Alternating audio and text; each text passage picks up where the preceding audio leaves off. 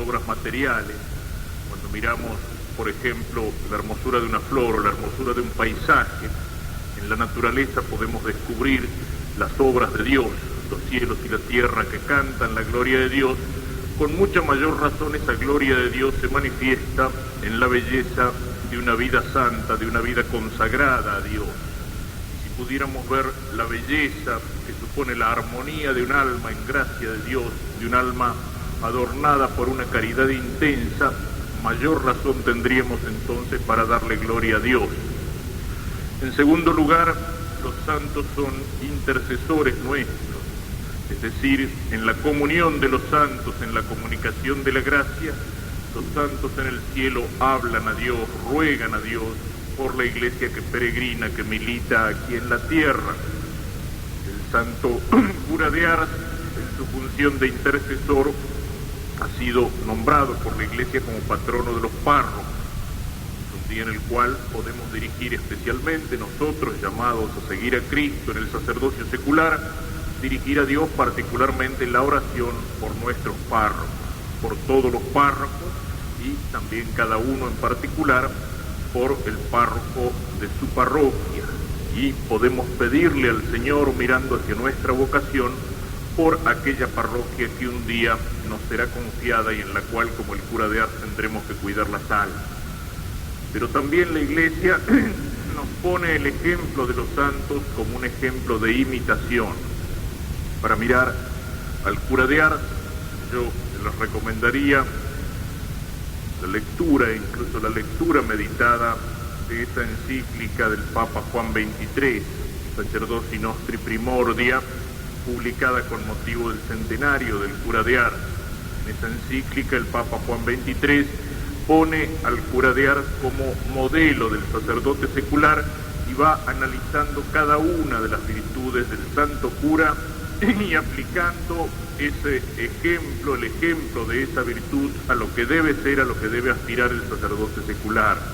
Es algo que verdaderamente vale la pena esta encíclica meditarla una y tal vez muchas veces en nuestra vida cristiana. O sea, el ideal del sacerdocio no lo encontramos solamente en su expresión teórica en un libro de espiritualidad, sino que lo encontramos hecho vida, hecho carne, encarnado en el ejemplo del cura de Ars. ¿Qué podemos decir? Conocemos su vida, señalemos solamente algunas grandes líneas. En primer lugar, porque es como el fundamento, es como el cimiento sobre el cual se edifica después el edificio. La humildad vacía los cimientos para permitir edificar. La humildad y la pobreza del santo cura de Ars. En primer lugar, pensemos eso, el patrono de los párrocos, el santo que más se ha destacado así en el clero, y era cura de Ars. Monseñor Tortolo prometía siempre la parroquia Las Garzas. Algo por el estilo debe haber pensado y debe haber hecho el obispo del santo cura de Ars cuando lo envió a Ars, un pueblito pequeño, un pueblito perdido, y él acepta ese encargo. Esa es su misión, ahí Dios lo quiere. Él no lo ha buscado, lo ha puesto ahí la obediencia. ¿Cuántas veces tenemos el peligro de mirar nuestro sacerdocio como una carrera y de empezar a pensar incluso antes de ordenarnos a dónde me mandarán? Y el pensar en la parroquia buena, en la parroquia conveniente, en la parroquia cómoda, en la ciudad, en el pueblo que me gustaría. Y a lo mejor tratar de acomodar las cosas para ir a parar allí donde nos gustaría. En el lugar más pobre, en el lugar más alejado, en el lugar más humilde, se puede servir a Dios. Y el cura de Ars lo hizo tan bien que hoy ese pueblito pequeño, Ars, es conocido en todo el mundo. Y hoy nadie se acuerda, salvo a lo mejor algún historiador, quiénes eran los párrocos de Notre Dame de París o los predicadores de las grandes solemnidades de la capital de Francia. En cambio, todo el mundo conoce el pueblito de Ars. Esa es la santidad. Se humilla hasta lo último para ser exaltado hasta lo más alto. Unido a la santidad en el cura de Ars iba la pobreza, esa pobreza que él agradecía al final de su vida diciendo no tengo nada, esa pobreza que se expresaba en su vida dando todo sin decir nunca que no, esa pobreza en la cual él era pobre para sí mismo, pero era rico para los demás porque era generoso para dar. No quería nada para él, pero era generoso para dar a los demás. Y sobre todo y en primer lugar, era generoso para darle al Señor. También esto se ha remarcado en la vida del cura de Ars. Era generoso para darle al Señor. Para el culto, lo mejor. Para Cristo, lo mejor. Lo peor, para mí. Algunos han vivido cuando se hablaba exaltando la pobreza de una manera torcida, han vivido la cosa al revés. Lo peor para el Señor la iglesia galpón, para el Señor el cáliz de madera, para el Señor la casulla de estopa o de lo que fuera. En cambio, no, hay que venderse, decía, los cálices del altar para dar de comer a los pobres. De acuerdo, también lo hacía San Juan Crisóstomo, y en la primitiva iglesia fueron varios los grandes obispos que lo hicieron. Pero como lo hemos señalado alguna vez, antes de vender el cáliz del altar, es preferible que el pastor, o sea que el párroco, venda su televisor, venda su tocadiscos, después recién puede vender el cáliz del altar. O sea, primero mi pobreza, después la pobreza del culto. El cura de Ars vivía en la última pobreza, pero para el Señor lo mejor, para el culto del Señor lo mejor. Creo que alguna vez les contaba aquella anécdota de una pobre mujer en Buenos Aires, una mujer verdaderamente pobre, que en una de esas ventas de objetos usados compró un cáliz, y era un cáliz muy rico, y comprar ese cáliz para esta mujer era un verdadero sacrificio. Y se llegó a una parroquia, el cura me lo contaba, y le entregó el cáliz. Tome esto, padre. Y el cura, que la conocía, le dice: pero por favor, señora, ¿cómo se ha puesto en un gasto así? No se hubiera molestado. Y esta pobre mujer le dice: padre, dice, si no es para usted, es para la sangre de Cristo. Para la sangre de Cristo esta mujer había gastado un dinero que para ella era una verdadera fortuna, para rescatar del olvido, del baratillo, ese cáliz que a lo mejor algún sacerdote había mal vendido. Ella lo rescataba y lo entregaba con sacrificio. ¿Por qué? Porque era para la sangre de Cristo, y la sangre de Cristo merece lo mejor. Esto es algo que estaba presente en la vida del cura de Ars. Y junto al espíritu de pobreza, el espíritu de oración.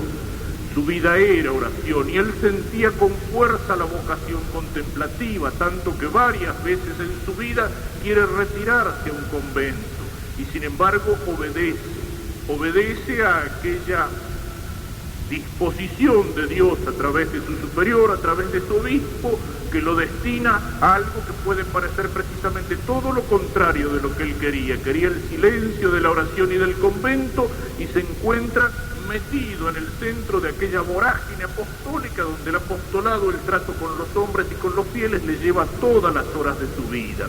Y sin embargo él contempla, él reza, él se alimenta de la oración, porque sabe que en el apostolado sin la oración no se puede nada.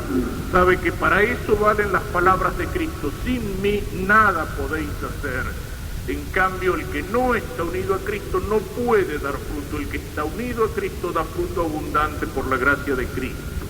Es cierto que si al final de su vida, en aquellas horas de confesionario, en aquel asedio de la gente, no tendría mucho tiempo para la oración silenciosa, pero ya en ese momento toda su vida había llegado a hacer oración, y su contacto con Dios era permanente.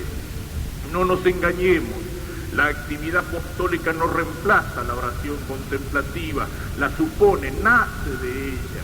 Se puede llegar a lo del cura de Ars, a lo mejor a no encontrar en el día un momento especial para la oración, pero eso no al principio del camino, al principio del sacerdocio, sino al final del camino, cuando por la oración nuestra unión con Dios es tan intensa que entonces todo el día y toda la vida está penetrado por la oración. Así fue la vida del cura de Ars. También ese amor por las almas de los niños en la catequesis, amor por las almas de los pecadores en la confesión. El Santo Padre, con mucha insistencia en los últimos tiempos, habla de la necesidad de revalorizar el sacramento de la reconciliación, de la penitencia, de la confesión. Es un sacramento que en muchas partes ha sido descuidado, ha sido olvidado en estos últimos años. El Santo Padre, con la insistencia no solamente de su palabra, sino con los hechos, convoca al próximo sínodo para que en el sínodo se trate la reconciliación, la penitencia, el sacramento. Y aparte de eso, cuando el Santo Padre en el viernes de Cuaresma, durante la Semana Santa, se dirige al confesionario en San Pedro, eso no lo hace como un artista que busca llamar la atención para que los periodistas puedan sacar fotos del Papa confesando. También con su ejemplo, con el hecho de sentarse allí en el confesionario, está haciendo un llamado a los sacerdotes de todo el mundo, volver a la confesión, volver al confesionario. Cuando se descuida este sacramento es porque se ha perdido el sentido del pecado, y el cura de Ars tenía un intenso sentido del pecado. El cura de Ars decía, si pudiéramos ver un alma en pecado, nos moriríamos de espanto. Él, que tenía experiencia de la lucha contra el demonio y de las acechanzas, incluso físicas, incluso estruendosas del demonio en su contra, él conocía lo que era el mal y lo que era el pecado. Había que venir a Ars, dice, para conocer lo que era el pecado. Y entonces ese horror de un alma en pecado era lo que llevaba a hacer de su ministerio el ministerio del confesionario. Y hacia el final de su vida, 15 horas diarias en el confesionario, levantándose en la madrugada, en plena noche, para confesar hasta que quedaba agotado. Y cuando ya próximo a morir, se descompone en el confesionario y lo llevan a la cama, los últimos penitentes que hacían cola se acercan alrededor de la cama para que él los confiese. Ahí estuvo el centro de su ministerio, ahí estuvo el centro del apostolado. Y es así precisamente como el Papa Pío XII, hablando del sacerdocio, describe la parroquia. En el centro de la parroquia está la iglesia, dice, y en el centro de la iglesia está el tabernáculo, y al lado del tabernáculo está el confesionario, donde las almas reciben el perdón y se preparan para encontrarse con Cristo en la Eucaristía. En estas pocas palabras encontramos la síntesis de lo que tiene que ser esencial en el centro de la parroquia cristiana. Todo lo demás, las asociaciones, los grupos, la catequesis, las actividades apostólicas, solamente tienen sentido si conducen a los hombres hacia ese centro de la parroquia, hacia el confesionario y a través del confesionario hacia el tabernáculo. Esa fue la vida del cura de Ars. Y así el cura de Ars cambió su parroquia, y así el cura de Ars llegó a influir sobre toda Francia. Pero por último, el cura de Ars llegó a todo esto porque en su interior tenía la fuerza de Dios alcanzada por la oración, porque la contemplación había hecho de Cristo algo vivo, algo real en su vida. Pero unida a la oración estaba la penitencia. En primer lugar, el espíritu de penitencia en el cumplimiento de su deber.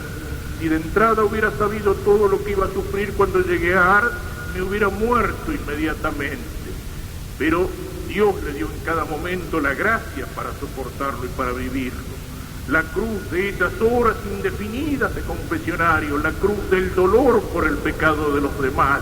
Es tremendo cuando el sacerdote se acostumbra al pecado, no solo a los pecados propios, sino a los pecados de los demás.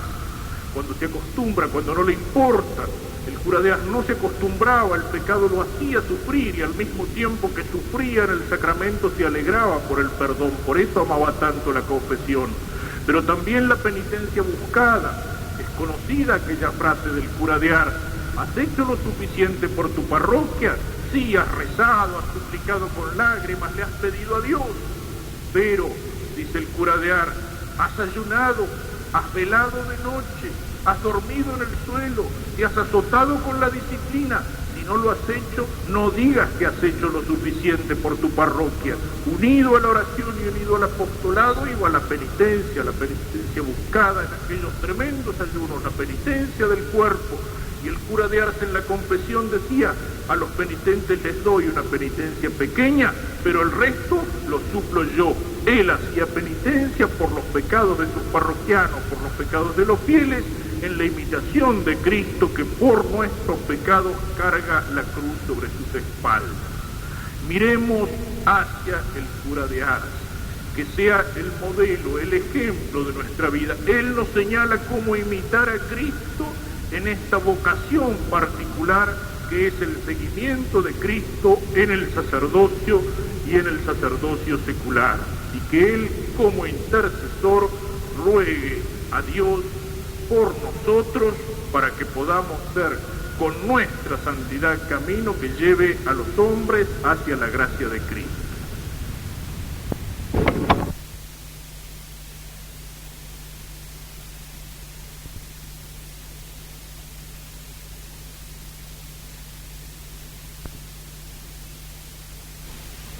Queridos hermanos, celebramos esta misa de los grupos de oración precisamente en el aniversario, un nuevo aniversario del nacimiento del Padre Pío, 101 años.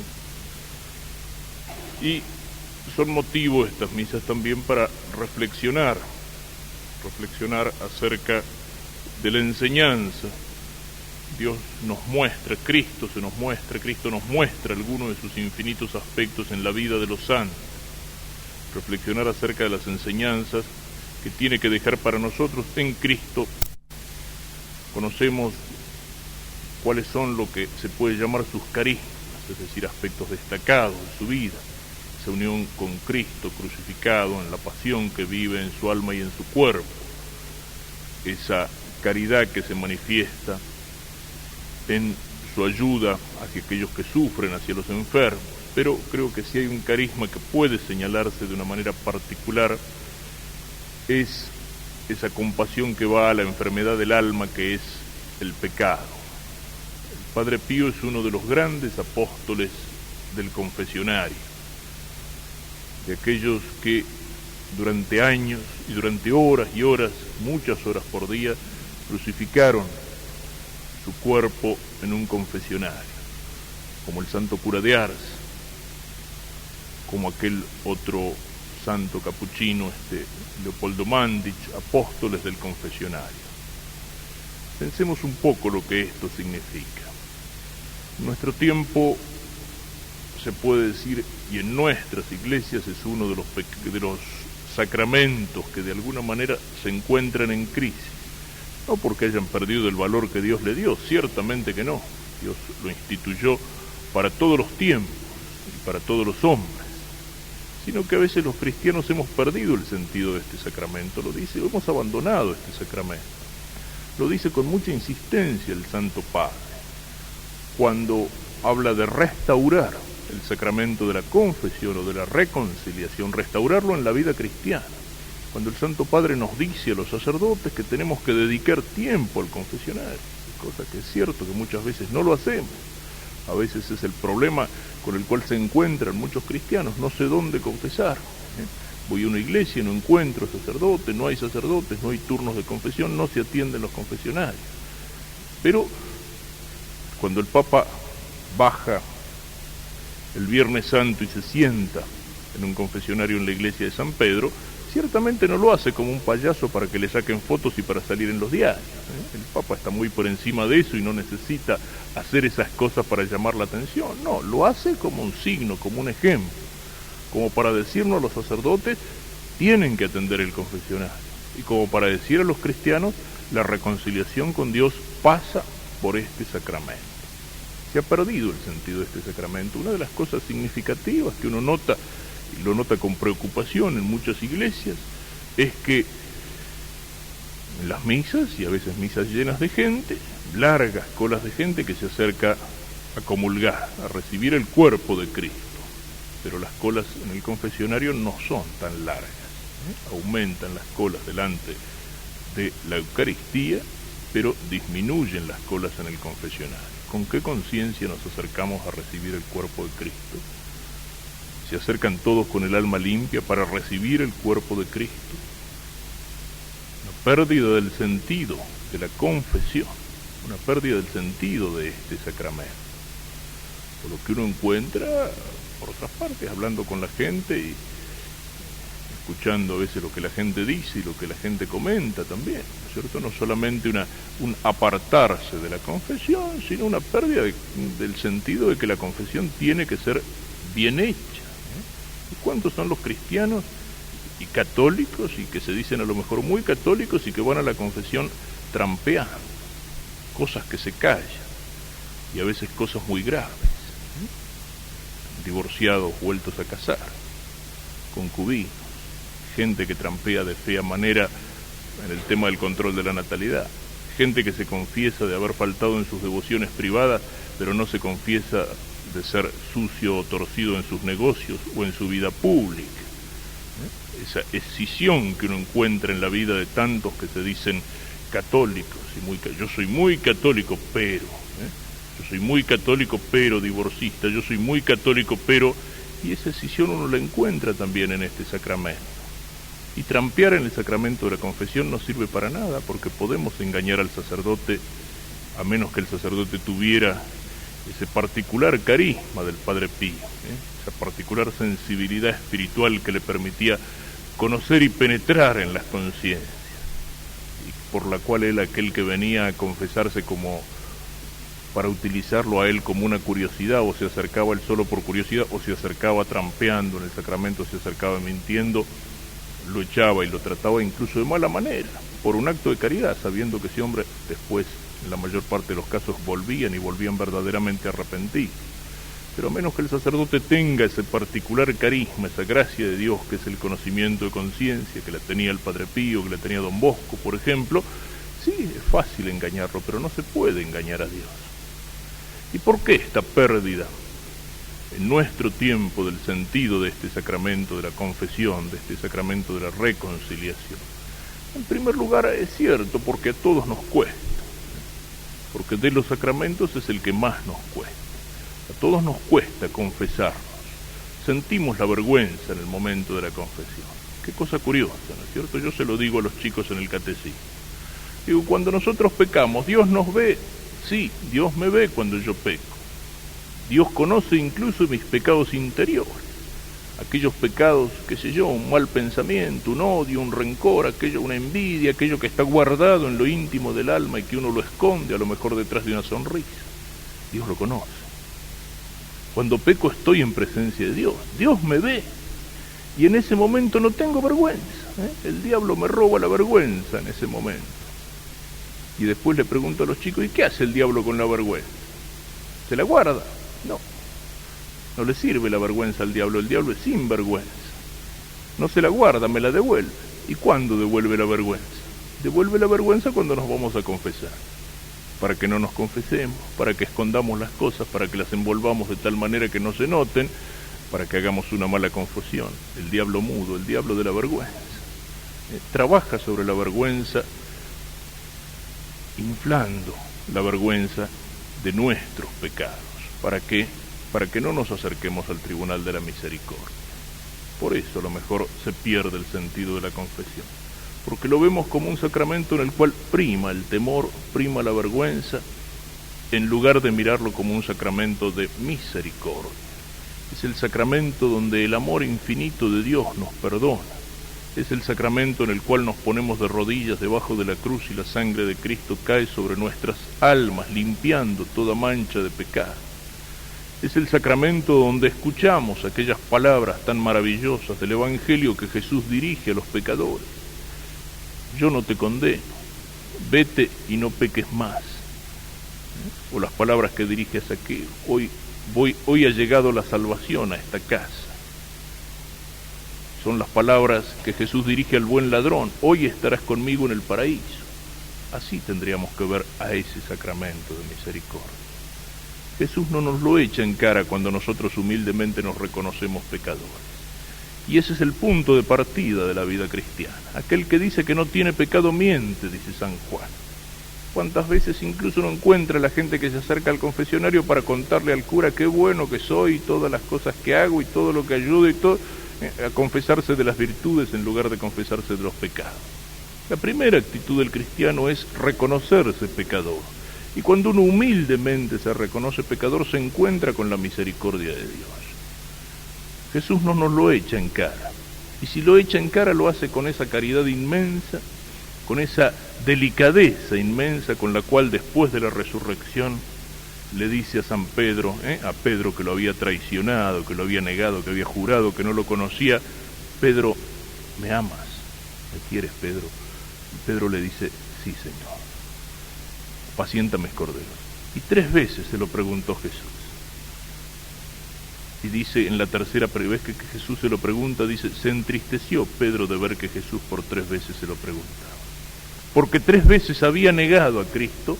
Cristo 3 veces le pregunta a Pedro, ¿me amas? ¿Me quieres?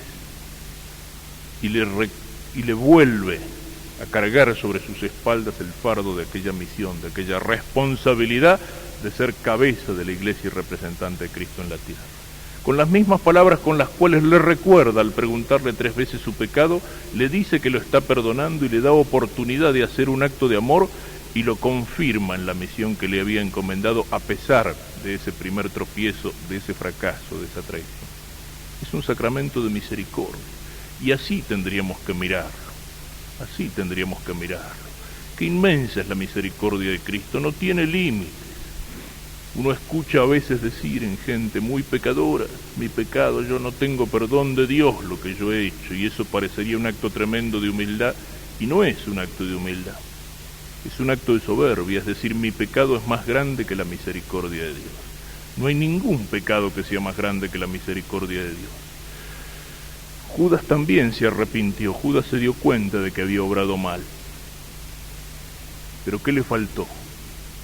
Le faltó la confianza en la misericordia. En lugar de confiar como Pedro en la misericordia en medio de lágrimas y recibir el perdón, Judas se desesperó y se ahorcó. Si Judas hubiera confiado en la misericordia de Dios hubiera llegado hasta Judas. Cristo lo hubiera perdonado al mínimo gesto de arrepentimiento que hubiera hecho, al mínimo gesto de confianza. Y hoy, en vez de ser el traidor, sería San Judas, a lo mejor San Judas el traidor, pero estaría junto a Pedro con los demás apóstoles, junto a Cristo en el cielo, por la confianza en la misericordia de Dios. Miremos así este sacramento. Pero después hay otra cosa que lleva a esa pérdida del sentido del sacramento en nuestro tiempo, y es la pérdida del sentido del pecado. Ya lo decía aquel gran papa que fue Pío XII en el año 1946, sacramento en nuestro tiempo, y es la pérdida del sentido del pecado. Ya lo decía aquel gran papa que fue Pío XII en el año 1946. El mayor pecado de este tiempo es que los hombres han perdido el sentido del pecado. Y el Papa Juan Pablo II retoma con insistencia estas palabras de Pío XII y nos habla de la pérdida del sentido del pecado. O sea, no se le da al pecado la importancia que tiene. Es como una cosa tremenda, como una ofensa a Dios que es amor, como un desprecio del amor de Dios, como algo que me pone en el peligro de condenación eterna y que abre para muchos las puertas del infierno, como aquello que introduce el mal en el mundo, como aquello que es causa de la condenación de las almas, el rechazo del amor de Dios, el volver inútil para mí la sangre. Hay una pérdida del sentido del pecado, se toma el pecado y bueno, como una travesura, como un tropezón, como un error, como una equivocación, una cosa sin importancia, lo hago, total después me confieso. Y lo vemos a Dios como un abuelito bueno y un poquito tonto y reblandecido que mira sonriendo las travesuras de los nietos, mirando así los pecados de los hombres. Se pierde la dimensión trágica y tremenda del pecado. ¿Y eso qué significa? Eso es tremendo porque perder el sentido del pecado, como el pecado es una ofensa a Dios, quiere decir que hemos perdido el sentido de Dios. Es decir, que Dios es una cosa que importa poco para nuestro mundo y para nuestro tiempo. Si el pecado no nos aparece como una cosa trágica y tremenda es porque a Dios lo amamos poco.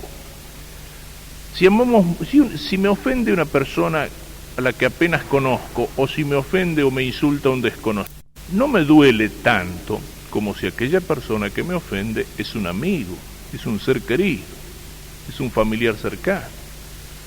Y lo mismo, si yo he tenido una mala acción o he tenido una desatención, una falta de conducta con una persona que apenas la conozco, bueno, sí, me duele, estuve mal, pero no me importa tanto. En cambio, si yo he tenido una falta de atención con una persona a la que quiero mucho y que me quiere mucho, y que yo sé que a lo mejor con esa pequeña desatención yo la he herido profundamente, eso me duele muchísimo.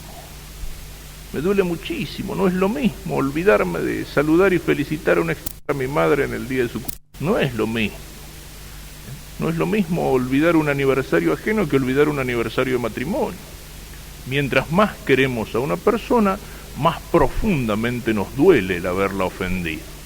Uno a veces lee en la vida de los santos que se consideraban grandes pecadores, y por pecados jamás habían hecho un pecado mortal en su vida, y los pecaditos que habían hecho son pecados que a lo mejor ni siquiera nos acordaríamos nosotros de confesarlo, y sin embargo se consideraban grandes pecadores. Santos como el cura de Ars, que al final de su vida quería retirarse a un convento para hacer penitencia. Santos como San Luis Gonzaga, que había marchado toda su vida heroicamente por el camino. Y a uno le da un poco ganas de decir, pero estos santos se mandaban la parte, un poco, no era para tanto. No, ellos tenían razón, porque ellos amaban mucho a Dios, porque Dios era una inmensa realidad en su vida, porque el amor de Dios era lo que llenaba toda su alma. Entonces cualquier ofensa, por más pequeña que fuera, a ese inmenso amor de Dios, a ese Padre que es todo amor, lo sentían como algo trágico, como algo tremendo, como lo que de veras es. ¿Cuántas son las madres cristianas que serían capaces de decir, como la madre de San Luis de Francia a su hijo: hijo mío, preferiría verte muerto antes que cometer un pecado mortal? Y sin embargo, esa es una madre que amaba rectamente a su hijo, con un amor verdaderamente cristiano, aunque solo sea posible entenderlo bajo la luz de la fe, porque sabía que ningún mal, ni siquiera la muerte, era para su hijo un daño tan pecado mortal. Entonces prefería la muerte antes que el pecado mortal. Como prefirió la muerte antes que el pecado mortal Santa María Goretti, cuando se negó a entregar su cuerpo a aquel que se lo pedía, porque eso manchaba su alma, y prefirió morir apuñaleada. Esos son los que tenían verdadero sentido del pecado. En nuestro tiempo se ha perdido ese sentido del pecado. Nos parece, como decíamos antes, una travesura, algo sin importancia, y se ha perdido. ¿Por qué? Porque se ha perdido ¿por qué? Porque se ha perdido el sentido del amor de Dios. Los santos que han sido grandes confesores, los hombres del confesionario como el Padre Pío, tenían sentido del pecado porque era inmenso su amor a Dios y porque sabían cuál es la trágica realidad del pecado, y porque veían como sacerdotes toda la historia, de la humanidad y la historia de cada alma como una lucha decisiva entre Dios y el diablo, entre el bien y el mal, porque sabían que en el sacramento de la confesión se juega esa lucha. Esa alegría que dice Cristo que se siente en el cielo por un pecador arrepentido, por la oveja perdida que uno ha vuelto a encontrar, es la alegría que siente el sacerdote en el confesionario después de una confesión bien hecha. Cuando una persona confiese a lo mejor esas confesiones de toda una vida y de toda una vida de pecado y de pecados tremendos, se levanta del confesionario diciendo: ¿qué pensará ahora el sacerdote de mí? Y sin embargo, el sacerdote, ¿qué es lo que siente después de esa confesión? Desprecio, asco por el pecador. No, todo lo contrario. Uno siente ganas de abrazarlo, uno siente el corazón lleno de alegría, porque sabe que en esa alma se ha producido una lucha que ha terminado con la victoria de Cristo y con la derrota del demonio. Es lo que hizo el cura Brochero cuando inaugura la casa de ejercicios en Córdoba. Al poner la piedra fundamental, la levanta y tira la piedra fundamental y dice: te fregaste, diablo, sonaste, diablo, porque sabe que allí va a ser derrotado muchas veces el diablo en muchas almas. Eso es lo que el sacerdote experimenta en la confesión. Y cuando un santo sacerdote como el Padre Pío tiene la verdadera dimensión de lo que es la realidad de la gracia y del pecado como las dos realidades más importantes que juegan a lo largo de toda la historia, como esa lucha entre la luz y las tinieblas que nos dice San Juan, esa lucha entre las dos banderas que nos pinta San Ignacio, la de Cristo y la de Satanás, esa lucha entre las dos ciudades que nos pinta San Agustín, la del bien y la del mal, la ciudad terrena y la ciudad celeste, la ciudad de Dios, esa lucha que se da en lo interior de cada alma. Eso es lo que se resuelve allí cuando el hombre humildemente se reconoce pecador en las manos de la misericordia de Dios. Y a través del sacerdote llega a esa alma la gracia del perdón. Y es, como para terminar esta reflexión, lo que tenemos que tener también en cuenta. Otra de las excusas que aparta a la gente en nuestro tiempo de la confesión es decir, ¿por qué con un sacerdote? ¿Por qué tengo que confesar mis pecados al sacerdote que es un hombre como yo? ¿No puedo arreglarme directamente con Dios, pedirle perdón a Dios directamente? No. En primer lugar, ¿por qué? Por el mandato expreso de Cristo, que le dice a los apóstoles, a los que le perdonen los pecados les serán perdonados. Cuando vienen aquellos 10 leprosos y la lepra era la imagen viva del pecado en Israel, vienen aquellos 10 leprosos, Señor, tú puedes curarnos. ¿Qué les dice Cristo? Vayan a presentarse a los sacerdotes. Y cuando van corriendo a presentarse a los sacerdotes siguiendo la orden de Cristo, entonces se limpia la lepra de su cuerpo y vuelve uno solo para dar gracias a Cristo. Pero Cristo le dijo, vayan a presentarse a los sacerdotes. ¿Pero por qué yo no puedo arreglarme directamente con Dios? Porque mi pecado no es una cosa privada entre Dios y yo. La mayor parte de los pecados hieren de alguna manera a los demás. Una injusticia, una sacada de cuero, un chisme, una calumnia, una falta de caridad. Incluso aquellos pecados secretos, recónditos, aquellos pecados que permanecen o que en lo más escondidos, en lo más interior, en lo más profundo del alma de una persona, no es solo una cosa entre Dios y yo. Porque yo por el bautismo he sido hecho miembro de la iglesia, es decir, miembro del cuerpo místico, misterioso de Cristo. Soy un miembro de Cristo. Entonces mi pecado es una herida en ese cuerpo de Cristo que es la iglesia. Así como las virtudes de los santos hacen crecer y resplandecer a la iglesia que es el cuerpo de Cristo, hacen aumentar la gracia en el cuerpo misterioso de Cristo que es la iglesia, hacen brillar el resplandor de Cristo en la faz de su iglesia, las virtudes y los actos heroicos de los santos, así también el pecado de los cristianos es una mancha y una herida en el cuerpo de Cristo que es la iglesia.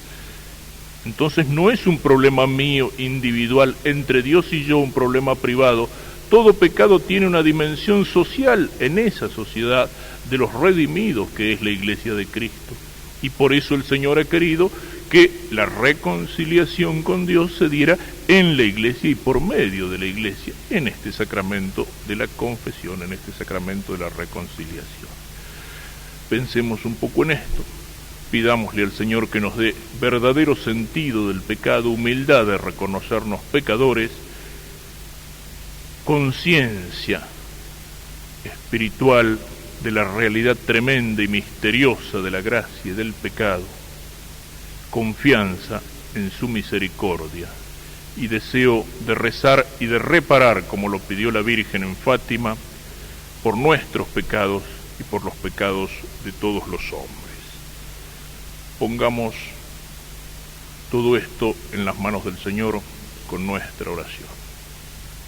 Que en este día, es 25 de mayo, nuestra oración también se dirija al cielo pidiendo por nuestra patria, por esta patria que nos preocupa, por esta patria que parece enferma, disgregada, donde los argentinos no terminamos de encontrarnos entre nosotros, donde hay tantas cosas que nos envenenan, en la familia que se disgrega, la pornografía, la mentira, la oscuridad, la injusticia, la trampa, que envenenan las relaciones en la convivencia entre los hombres, el egoísmo que pone por encima del interés de la patria los intereses de sectores, de clases, de partidos. En esta Argentina en la cual cada vez vivimos con más preocupación, con más angustia por tantas cosas. Que nuestra oración se eleve por la patria. Esta patria nació cristiana, hija de Dios, llevando en su bandera los colores del manto de la Virgen, y esta patria solo encontrará nuevamente su camino cuando se acuerde de que nació cristiana, cuando nos acordemos los argentinos que tenemos que caminar por el camino derecho que nos señalan los mandamientos de Dios, volver a mirar al cielo, amar y respetar a Dios por sobre todas las cosas y al prójimo como a nosotros mismos. Solo nos volveremos a encontrar los argentinos como hermanos cuando nos acordemos del Padre que tenemos en los cielos, de la Madre que tenemos en los cielos, la Virgen Santísima. Solo si se arregla el alma de la patria, después sí podrán arreglarse tantas otras cosas, la economía, la política, pero primero el alma de la patria. no hay camino hacia el reencuentro en esta Argentina, sino pasa también por la reconciliación, por la conversión, que es reconciliación con Dios primero y por amor de Dios con los hermanos también aquí en la tierra. Recemos por esto en este 25 de mayo.